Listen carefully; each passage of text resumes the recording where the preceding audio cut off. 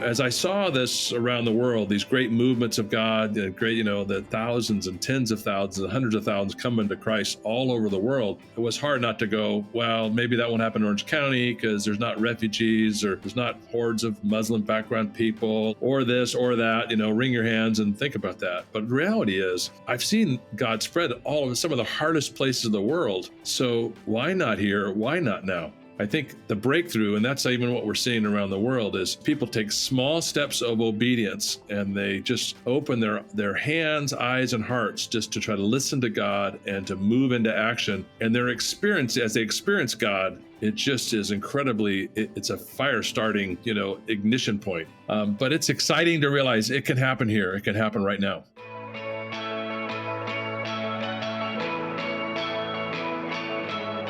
Welcome to Called Beyond, a Novo mission podcast. We love sharing stories about how we can hear God speaking to us, as well as what happens when we say yes to His calling in our lives.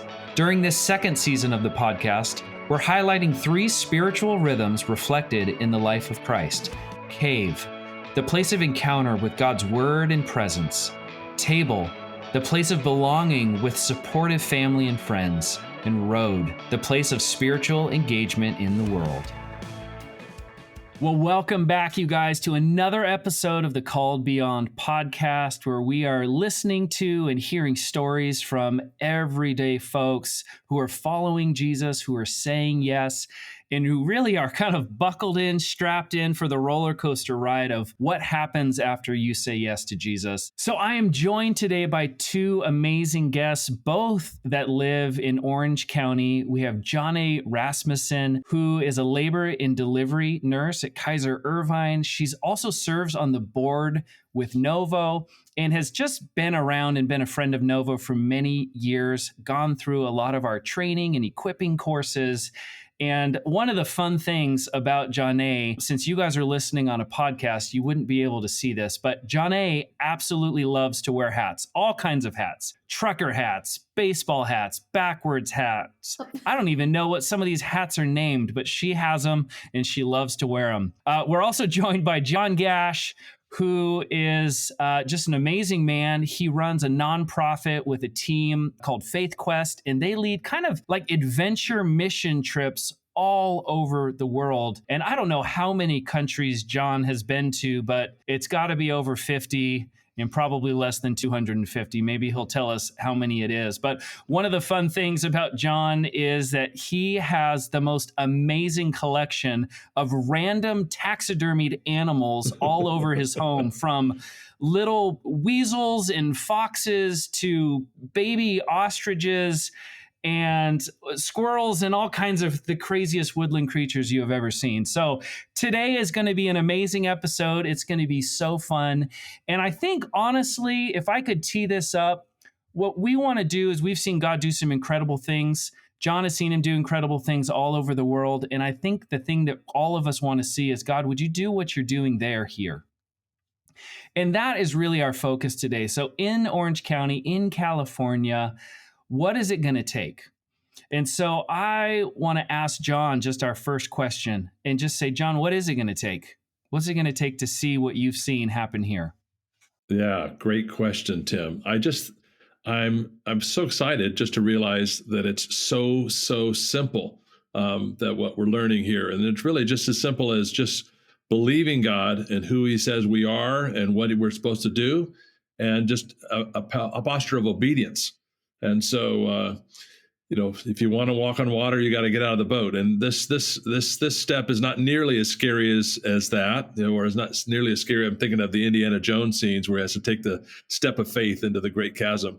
But just the Lord has said who our identity is, who we really are, and He's urged us to take action. So I think we just believe in Him in simple ways and swing into action and do this. And so it's not about learning a lot more, knowing a lot more, being like somebody else, and just setting aside the fear, and it's just in faith going forth and doing the Great Commission and the Great Commandment, loving your neighbors, going and make disciples, helping lost people be saved. I think we all want to go free the captives and heal the brokenhearted. And He said, this is who we are. This is not what we do. This is who we are. This is our identity. We just take action. So with great hope and confidence, we can just move into action. And it's so great. That's actually what we're seeing around the world is people that are just really simple, who are focusing more on obedience and just taking action than they are knowing a lot of things. And so simple people that have just met Christ are making new disciples, who are making new disciples, who are making new disciples. And they don't have a lot of church background, so they just go do it immediately. And it's exciting and empowering and so wonderful. So I just go like, let's go, let's do it. Let's go. I got to pivot over to Jonne and just ask her if there's any sort of stories, maybe even from recent things that happen, that maybe you could share, just that kind of showcase that, like, here's what I saw and here's what other experienced, and now, what the hope for the future maybe looks like for that other person. Because you're already bought in, right? Like you don't need it. Like what's that like buy-in look like from a friend or another mom or a coworker? Like what is that like enticing? Like, oh, I kind of want more of that. What does that look like? I think one of my favorite stories from the last like month is I had a mom who prayer walked her school last year every month, and she never really got a team along with her. And she just decided, hey, I don't have the bandwidth really, but I can own it and I'll just go by myself. And so she would prayer walk her son's high school and just was faithful, just super faithful for the whole year. And I had a new mom, a freshman mom at that same high school, who reached out to me and said, hey, is there anyone who is prayer walking this high school that I can join? And I'm like, yeah, I have a woman, but I haven't confirmed that she's going to do it this year too. So I called her and she said, actually, I decided to homeschool this year, but I would love to talk to this new mom if she wants to take over the high school. So I called the new mom and said, hey, I know you're probably going to say no, but the mom is stepping down. Would you want to own your high school? And she said, yes, I'm in. And that is not the normal response I get when I throw it out there to someone. They get a little hesitant, or, oh, I'll join in, or can I come join you? And she was like, sure, I'm in. She goes, but I don't know anyone. I know like 3 people. My daughter's a freshman, and I don't really have anyone to bring alongside me. I'm like, well, just go with those 3 freshmen moms. And so she was fired up, and she made flyers, and the word spread. And her very first prayer walk, 20 women showed up to prayer walk the high school. No way. And she was shocked. But here's the coolest part of the story. The mom who prayer walked the year before all by herself, that morning she woke up and she heard God say, I want you to go anoint this new mom who's going to prayer walk. I want you to show up and anoint her. Wow. And she was like, I don't want to do that, God. I'm going to roll over. And he was like, you're going. So she was faithful and obedient. She shows up. She sees 20 women there. And she's in her car like, wait, what, God? I'm going to anoint 20 women? I was here by myself, and 20 have shown up this next time. Wow. So she faithfully got out. She anointed all 20 women. She said half of the women were so weirded out by it, but she didn't care. She thinks they actually probably loved it. Yeah. And the woman that she had passed the torch onto was in awe. I said yes. I had this woman now anointing me, carrying the baton, and they were just pumped up. I mean, they are on fire. They're just like, Lord. And the coolest thing is that first mom who did it all by herself, she now, like, that was her part of the harvest. Like, she was doing some of the hard groundwork, and she got to see the fruit of a year of her doing it. And now there's 20 or even more, and they're that part of the harvest. And it's just super duper exciting. That is so cool. Yeah. Yeah. I think, and I love that, because it takes vulnerability, it takes obedience, and it takes, honestly, this ability to say, like, I'm unprepared, but I believe that God will fill in the gaps of my own qualifications to see something happen. And so, for I guess the benefit of the listener, when we're talking about prayer walking, really it's showing up.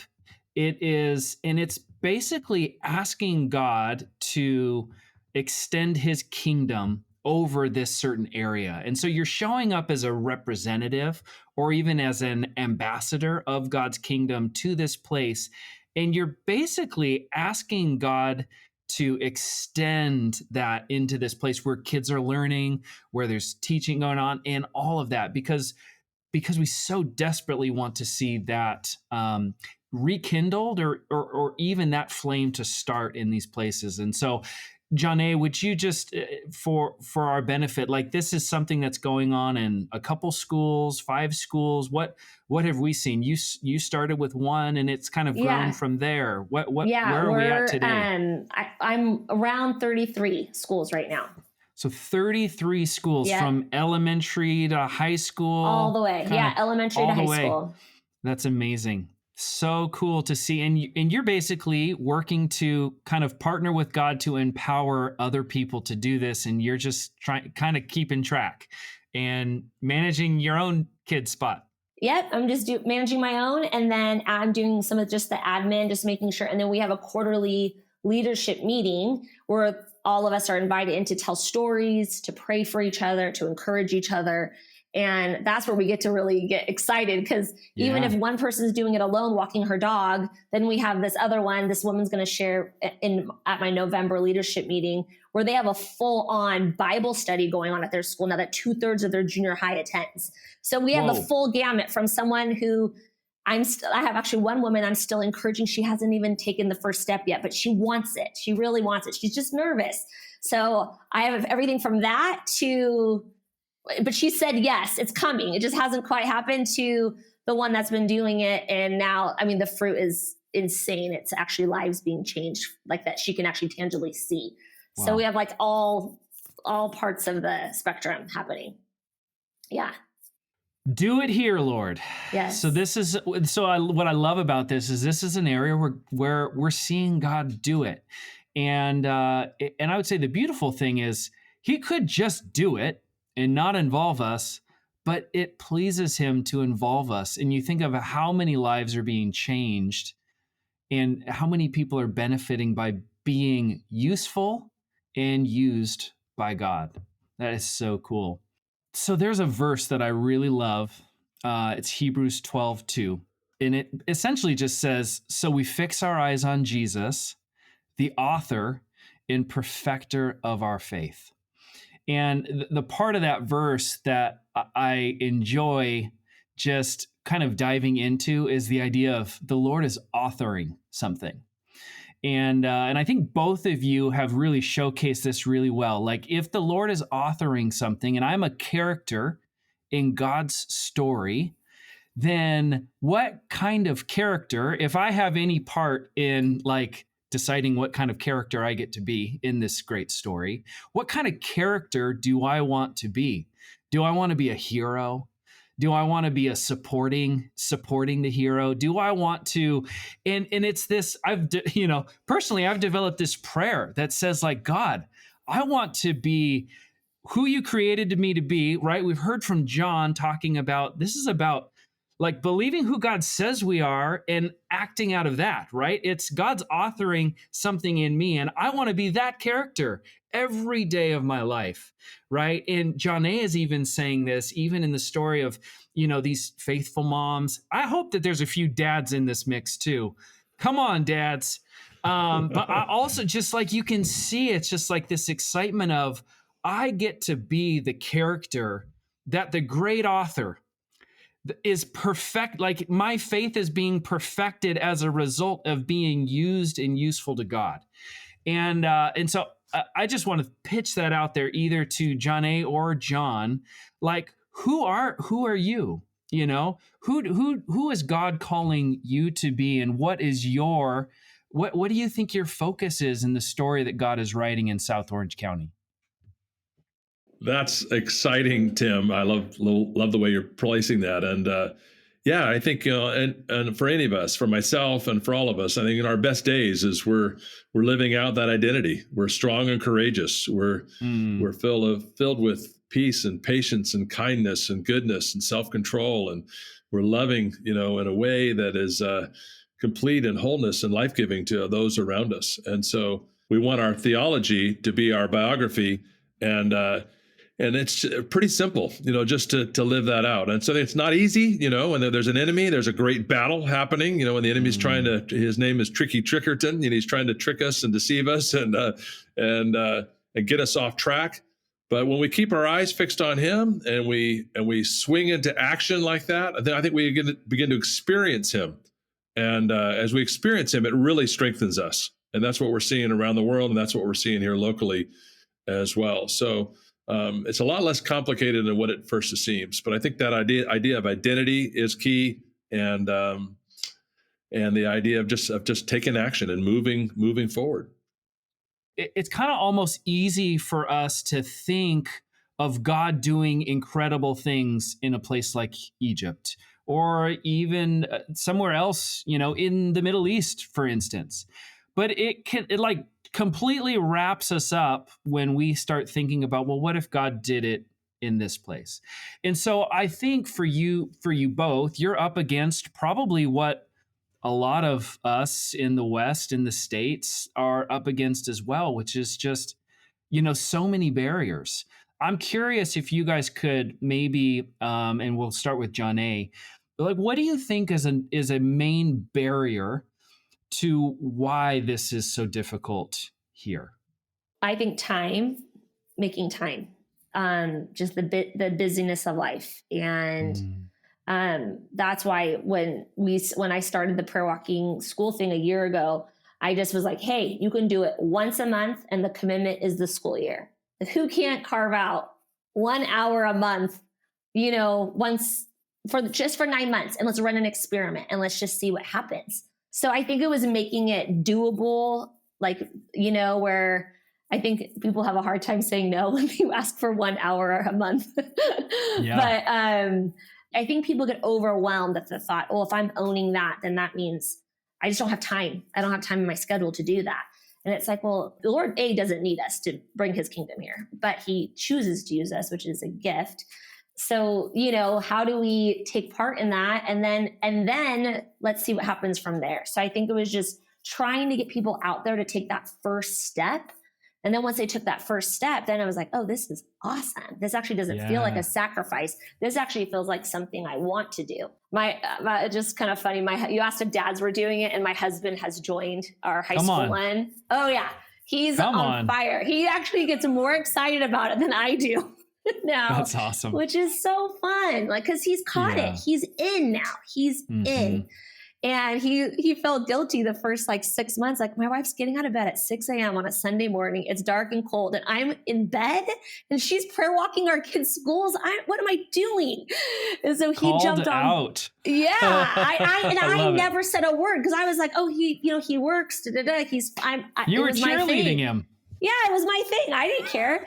And now he's the one nudging me out of it, babe, I'm so excited. Let's go. And I'm like, okay.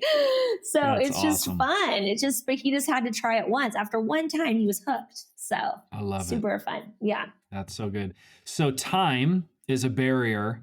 And on the other side of yes is the value of that 1 hour is through the roof. And you actually desire probably to do more. And so that's great because we got a barrier, and we have the reality is this is what you're going to find. So that's so cool. John, what would you say is a main barrier? And you're not as involved in obviously prayer walking the schools. What would you say is an area or an avenue or a missional space that you feel very passionate about? This is where the Lord's passion in me lies, in this group of people or context or area. And then what would you say is a barrier to seeing the kingdom break through in that space? Yeah, great question. I actually, overall, I don't think there's nearly as many barriers as what we think. It's easy to just, our mind comes to and say, sure, somewhere in deepest, darkest, Africa, Middle East, somewhere, all these miracles and wonders and, tens of thousands of people coming to Christ, that can happen there. But, in my own context or in America, we got this problem or that problem. And, the enemy is just trying to pour all these barriers and blockages to us and get us to believe that it's not really possible. So we somehow paralyze us. And we certainly struggle against, we live in a culture that's very oriented toward knowledge, I don't think Jesus actually, this is my own thing. I like a lot of knowledge. I like a lot of information, but just recognize Jesus didn't say, come and know stuff. He called us into a path of obedience. He gave us an example, real life example in his own life. And that included, just hanging out with the lost, last and least, and which wasn't the pattern of most of my life. I was hanging out with my church friends and just in business and life, it was something different. And so really was going on mission and seeing really it was the margins and the edges and actually thinking this might be hard and finding out it's intoxicatingly wonderful I think to taste and see, like Jonne is talking about 1 hour. I think the breakthrough, and that's even what we're seeing around the world, is people take small steps of obedience and they just open their hands, eyes, and hearts just to try to listen to God and to move into action. And their experience, as they experience God, it just is incredibly, it's a fire starting, ignition point.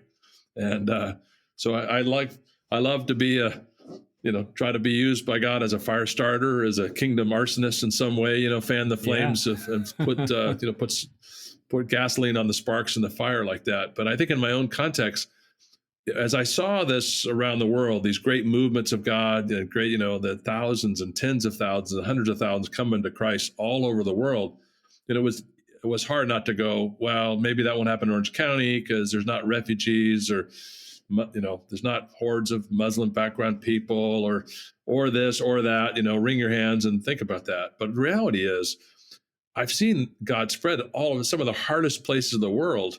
So why not here? Why not now? And, but where is it? And I realized, going through the cohort, you asked me, Tim, to think of 5 people to pray for this prayer, the fives, have this prayer experiment. And I sat there, I was with Jonne when I did that cohort. Everyone else is writing down names, and I'm sitting there. I can't write down one name. I'm thinking wow. I guess I think the way you asked it was write down 5 friends, and I'm thinking of I can't think of one friend. I think a friend is somebody you actually know something about, not like just your mechanic that you happen to know his name because it says on a shirt, but he's not really a friend.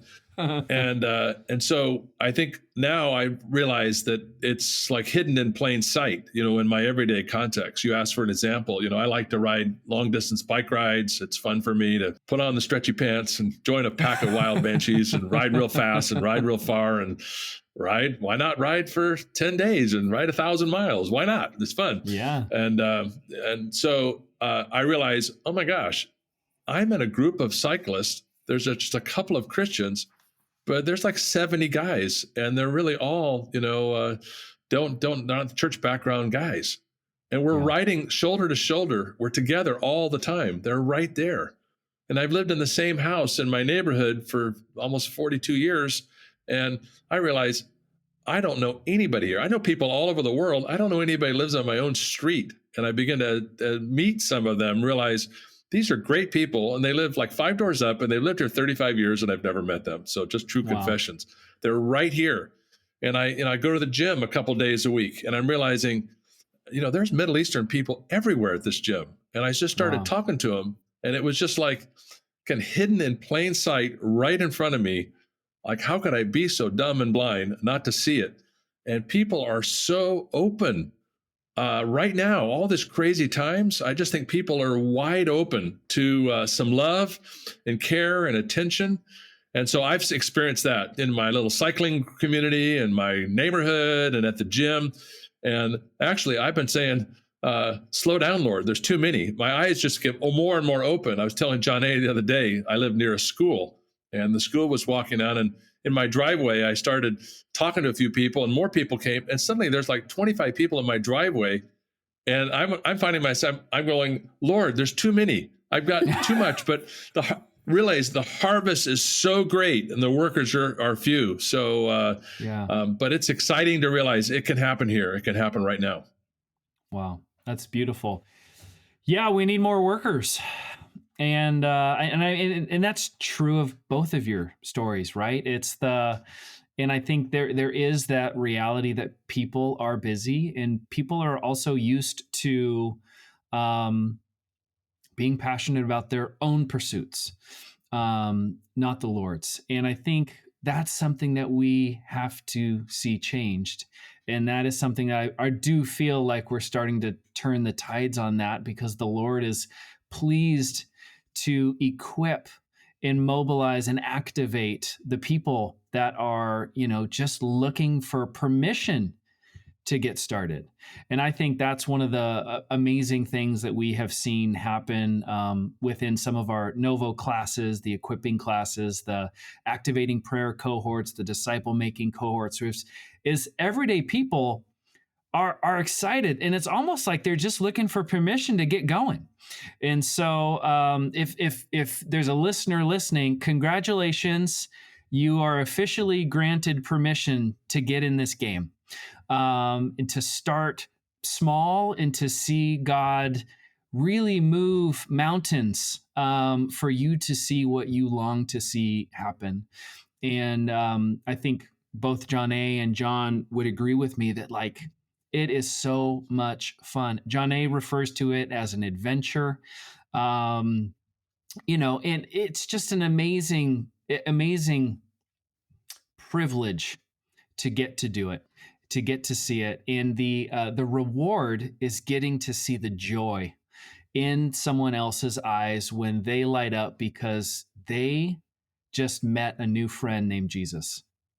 And Absolutely. it's Hanging around with you, Tim, and the others, from the cohort and the disciple making cohort, you start getting the impression, it feels good, actually. It's not crazy if you're all doing it. To have somebody else doing it with, feels pretty good. But just to realize, as you challenge us to listen to God and to just to be obedient, I'm thinking, I was really struck with the idea, if I don't have time to listen to God and do what he says, I might need to loosen up my schedule a little bit. That's really my priorities. So I'm saying, I'm just so busy. I think it's easy for us all to say, we're so busy. Anybody has, I've never heard anyone say, I just have all the time in the world. We're all really busy. Mm-hmm. But that parable of the soils, is hard not to look to. And I think the busy part of stuff is just, it eats up our time and our life. But loosening up our schedule a little bit to listen to God and do what he says has really helped me. So thank you, Tim, and Novo Tribe for activating me that way. Absolutely. Well, John and Jonne and lots of friends have formed and are forming and are accepting new members to what they're calling the OC Underground. A collection of people that believe that God is going to move right where they are at. And they're going to see one of these mighty moves of God happen right there. Just like John has seen numerous places around the world. And one that I hope also comes up to North Idaho, and I know people all across the country long to see God move again in this area. We're ready, and we want to be in the game, and we want to be ready to say yes to his call in our life as well. And so, as you've come to expect with this season 2, is we've asked these guests, Jonne and John, to maybe offer us up a little nugget, a little tidbit, a little practice, a little something that we can try out for ourselves to see what God does with it. Again, we're talking about our cave table road theme, and certainly we've heard lots of instances of each one of those being evident in these people's lives. But I want to ask Jonne, is there something that you would want to encourage the listeners of this podcast with, something to try out? Yeah, my biggest thing would be, don't be overwhelmed and just try it. And by try it, I mean, we kind of cast this vision at our OC Underground invitation night last month of just, we did some listening prayer and just said, Lord, highlight the areas I am in most often. And it doesn't have to be something big like your hospital or whatever. For me, it can be your Starbucks, your cleaners, the market that you always go to buy your groceries. Highlight one place for me that I'm already in all the time and own it. And when we say own it, what we mean is pray over that space. Pray when you walk in the doors. Pray when you're in the parking lot. Just pray and engage the culture there. Find out the name of your barista at Starbucks and call her by name and ask her how she's doing that day. Pray and engage in that space. And we gave everyone a 60-day challenge. Try it for the next 2 months. And we're meeting the end of November, and we're just going to share stories. And it might not be this big, amazing victory story. Oh my gosh, I led someone to the Lord. It might be, I now know someone by name there, and I know a little bit about their life. Or maybe it's, as my friend said, as I pray over, she adopted this one little area in downtown San Juan. It's just like this tiny little park that she's there all the time. So she prays over it. And her biggest takeaway has been, I have a heart for that space. As I pray for that space, my heart grows for that space and the people there. And it might be something like that, where you just feel yourself changing and your eyes widening and your heart growing for that one location. So it could be something huge. It could be something that you just see in yourself, where God starts changing your heart for the people there. But just start somewhere. That's so cool. I love it. All right, John, same question to you. What is something that you can challenge our listeners to try out for themselves and to measure what happens next? That's great. I love action steps. I think that the whole thing starts, I'd say, with just, I was challenged to, John, why don't you begin to pray that God would give you a heart for the lost? My heart was for the church and for building up people that were already following Jesus.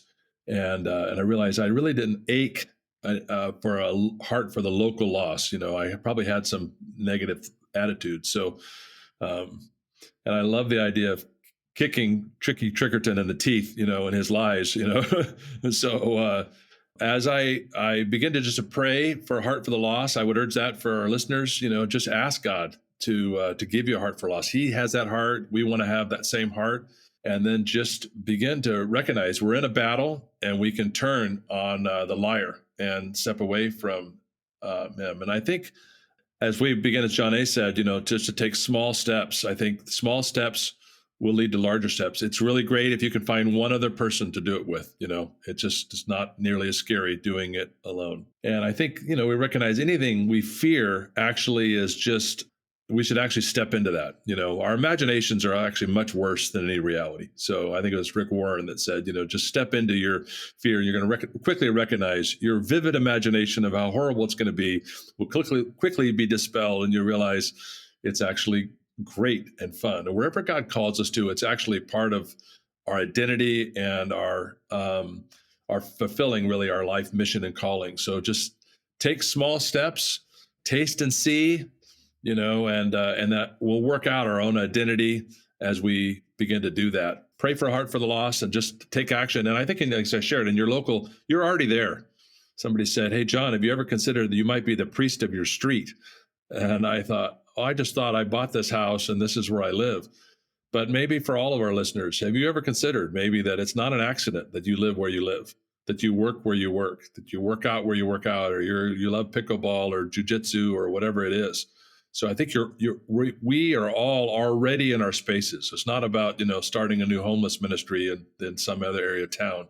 So I think God's already put us there. So it's really, really, really easy. The excuses are really slim, and we can just begin to take action. And I think God will meet us there. He's already calling us. That you're listening to this podcast, that we're sitting here talking about this. I think it's not an accident. So use this as a catalyst moment to be a fire starter, be a hope carrier, and spread the fire that's in you with those that are lost and last and least all around you. The brokenhearted, the captives of our world, that we're here to free them.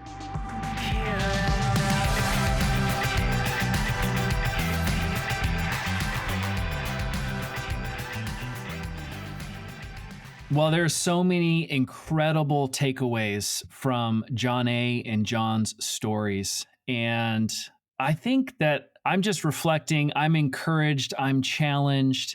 And one of the things that I would love for you to just sit and think about with me is, what does it take to believe? What does it cost to believe in Jesus? It doesn't actually cost us very much to believe, but what does it cost us to do? What does it cost us to follow? What does it cost us to really say yes to doing something that feels uncomfortable and stretching for us?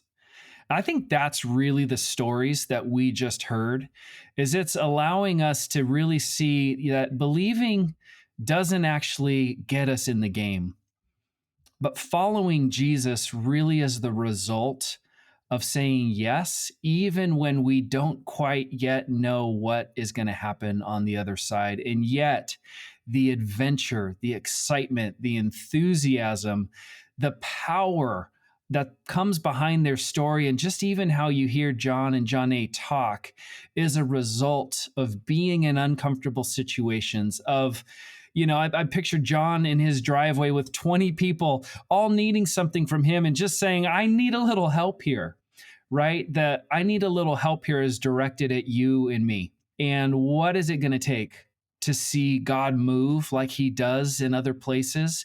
It takes you and I saying that next small yes as well. And so that is something that I am leaving with today. And I hope you think about that as well. And just saying yes to that. Maybe it is me. What is God writing through your story? He's the author. You're the character. Who does he say that you are? And that identity and living out of that is so important that you hear both in John and Jonne's story as well. And so as we cave, table, and road theme this episode, there's so much questions to ask the Lord in the cave. There's so much opportunity to figure out who are the people that you're going to do this alongside with, like we heard about today. And then also the challenge of where are the places that we are already at, that God is at work, and he's just waiting to give us eyes to see people the way that he sees them, the local lost, as John said. So I bless you guys to see, to lean in, to experience God in the cave, to establish encouragement and circles of people in community that want to walk with you into those areas where the locally lost need your smile and you following Jesus. So as we wrap up this episode, we want you to know that you too are called beyond. We believe there is more that God desires for your life than you could possibly ask or imagine. Are you eager to cultivate a healthy, fruitful, and holistic walk with God? We bless you in Jesus' name to experience spiritually rich times in the cave, around the table, and on the road. We pray and believe for transformation in your personal relationship with Jesus, your community with other believers, and in the missional spaces the Spirit of God is inviting you into.